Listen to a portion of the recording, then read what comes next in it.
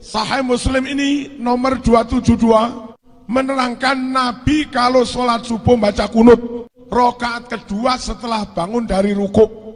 Silahkan nggak kunut kalau memang nggak hafal.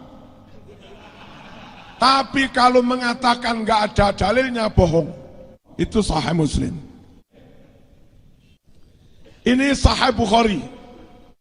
Sahih Bukhari nomor 1001 sama dengan Muslim 272 bahwa Nabi kunut subuh bangun dari rukuk rakaat kedua. Katanya nggak ada dalilnya. Bismillahirrahmanirrahim. Assalamualaikum warahmatullahi wabarakatuh. Alhamdulillah, kembali bersama saya Zulkarnain El-Maduri. Wa inna ahsanal kalami kalamullah wa khairul huda huda Muhammad sallallahu alaihi wasallam wa syarrul umuri muhdasatuha. Fa inna kulla muhdasatin bid'ah wa kulla bid'atin dalalah wa kulla dalalatin finnar. Masih seputar ceramahnya Kiai Haji Marzuki Mustamar ya. Ada yang lupa, yang belum saya bantah atau yang belum saya jawab berkaitan dengan isu kunut subuh ya, yang katanya ada di kitab Imam Bukhari dan ada di kitab Imam Muslim. Tentu ini menarik karena Imam Bukhari ataupun Imam Muslim itu tidak berbicara kunut subuh secara seutuhnya sebagaimana yang disampaikan oleh beliau, hingga menggambarkan rukuknya Rasulullah dan bangkitnya Rasulullah rukuk kemudian berkunut subuh. Nah, padahal itu ada kaitannya, erat kaitannya dengan kunut nazilah ya. Jadi erat kaitannya dengan kunut nazilah, tapi oleh beliau sengaja dikaburkan seolah-olah memang itu adalah Muslim.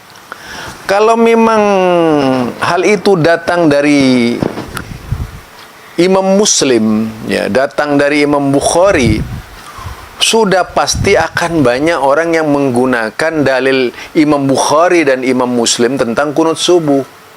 Kenyataannya tidak. Bahkan yaitu Syekhul Hadis Imam Malik yang seringkali juga menjadi rawi dari Imam Bukhari. Imam Malik ini menjadi rawi dari Imam Bukhari atau juga dari ulama-ulama lainnya sekelas Imam Ahmad bin Hanbal, tidak menyatakan bahwasanya itu kunut subuh. Jadi Imam Ahmad bin Hanbal menyebutkan bahwa riwayat Muslim ini adalah riwayat kunut nazilah. Kunut karena sebab ada peristiwa atau permasalahan yang menimpa umat Islam sehingga diperlukan kunut dalam rangka memohon kepada Allah supaya membalaskan yaitu musibah yang menimpa kepada mereka. Ini yang sebenarnya terjadi dalam persoalan kunut nazilah. Makanya disebut kanata Rasulullah sallallahu alaihi wasallam syahran. Jadi di situ ada yang dikaitkan fi kunut subuh, tentang kunut subuh. Kapan Rasulullah membaca kunut? Yaitu pada waktu sesudah bangun dari ruku. Kalau Imam Malik kan tidak, pada waktu sebelum ruku. Kalau Imam Malik ini ruku terakhir ya. Jadi beda. Tetapi kalau kita cermati, kita telaah secara mendalam, kunut subuh itu tidak ada itu. Jadi kunut subuh itu tidak ada. Yang mengatakan hatta fariqad dunya, ya fariqad dunya, sampai Nabi meninggal dunia itu melaksanakan kunut subuh, hadisnya tak bisa dijadikan hujjah bila ditinjau dari sisi sanad. Ya, jadi beliau menggunakan hadis Muslim, bukanlah hadis yang secara khusus membicarakan kunut subuh, tapi bagian dari kunut nazilah. Dan jika diperhatikan lagi, ya diperhatikan lagi, Imam Muslim ini tidak pernah meriwayatkan Allahumma hdini fiman hadait. Itu satu bukti. Jadi Imam Muslim ini tidak pernah meriwayatkan hadis Allahumma hdini fiman hadait wa afini fiman afait wa tawallani fiman tawallait. Kalau dia menyatakan Imam Muslim meriwayatkan hadis itu dusta gitu. Jadi kalau beliau Kiai Haji Marzuki Mustamar misalnya berpendapat bahwasanya hadis Imam Muslim mengajarkan Allahumma hdini fiman hadait, itu dusta. Ya, itu dusta. Seharusnya juga hadis seperti itu dikatakan ini dari Imam Muslim gitu. Seharusnya begitu kalau memang berani. Sedangkan hadis Allahumma hdini fiman hadait itu bukanlah doa kunut subuh. Kalaupun ada hadis yang mengatakan doa kunut subuh, itu hadisnya sangat lemah sekali dari sisi telaah sanad gitu. Yang benar adalah bacaan Allahumma hdini fiman hadait itu adalah kunut witir. Ya. Jadi kunut witir biasanya dilakukan oleh mereka di akhir bulan Ramadan, tetapi ini juga menjadi perbincangan di kalangan ulama hadis. Jadi ini menjadi perbincangan di kalangan ulama hadis. Masih muncul satu contoh lah. Ada seorang sahabat yaitu seorang sahabat mazhab, maksudnya ya, bukan sahabat Nabi, imam mazhab lah. Imam mazhab tersebut adalah yaitu Imam Abu Hanifah Nu'man ya. Nah, Imam Abu Hanifah beliau adalah orang yang masih bertemu beberapa sahabat Nabi. Dalam perjalanan Imam Abu Hanifah, mengapa saya mengangkat Imam Abu Hanifah? Kalau Imam Malik itu sudah tidak pernah bertemu dengan sahabat Nabi. Imam Syafi'i apalagi tidak pernah bertemu dengan sahabat Nabi. Imam Ahmad apalagi tidak pernah bertemu dengan sahabat Nabi. Tetapi ada seorang imam mazhab yang bertemu sahabat Nabi, tidak pernah terlihat melaksanakan kunut subuh. Kalau terlihat melaksanakan kunut subuh, sudah pasti Imam Abu Hanifah lebih dulu melaksanakan kunut subuh. Karena itu adalah imam awal dari munculnya para ulama-ulama mazhab. Sedangkan Imam Syafi'i itu sekitar hampir 200 tahun kemudian baru muncul Imam Syafi'i itu. Ya, baru muncul Imam Syafi'i 100 berapa ya, 150 berapa gitu. Nah, demikian juga Imam Malik itu bagi penduduk Madinah dia menyusun sebuah Al-Muwatta. Nah, terjadi perbincangan Imam Malik ini dengan kalangan tabi'in. Yang menjadi persoalan kita, kalau memang kunut itu ada, mengapa tidak bisa menjadi jelas dari sekian banyak imam Abu Hanifah, Imam Malik, Imam Syafi'i, Imam Ahmad bin Hanbal, jika dikatakan mereka ini adalah para pakar hadis, mengapa harus terjadi perselisihan jika memang kunut subuh itu ada gitu? Ya. Jadi persoalannya, mengapa bisa terjadi perselisihan jika kunut subuh itu ada? Karena Kiai Haji Marzuki Mustamar menggunakan hadis Imam Bukhari dan Muslim untuk membenarkan kunut subuhnya. Coba, apakah Allahumma hdini fiman hadait wa afini fiman afait wa tawallani fiman tawallait wa qini birahmatika sarrama qadait itu. Nah, coba apakah hadis Allahumma hdini fiman hadait ini diriwayatkan oleh Imam Bukhari? Ya, perlu dipertanyakan juga itu.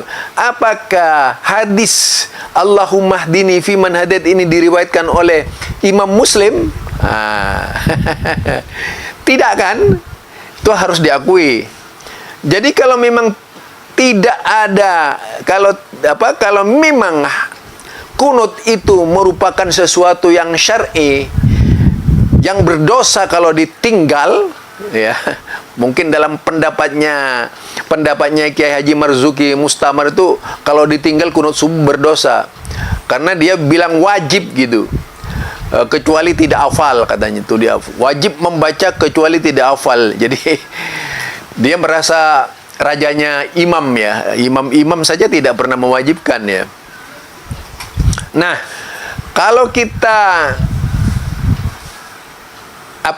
bandingkan dengan Imam Abu Hanifah, saya ingin membandingkan memang tokoh-tokoh imam mazhab ini, dari Imam Abu Hanifah, Imam Malik, Imam Syafi'i, Imam Ahmad bin Hambal itu. Jadi kalau Imam Abu Hanifah ini kan tahun 80-an. Jadi kalau kita lihat, dia masih bertemu dengan para sahabat Nabi. Yaitu ada sekitar 7 orang yang pernah dijumpai oleh beliau, tetapi tidak seorang pun dari sahabat Nabi ini yang melaksanakan kunut. Coba, tidak seorang pun dari sahabat Nabi ini yang melaksanakan kunut itu. Sedangkan Imam Malik ini masa tabi'in, sahabat Nabi sudah nggak ada gitu. Demikian juga Imam Syafi'i sudah masa tabi'in, itu pun di negeri lain.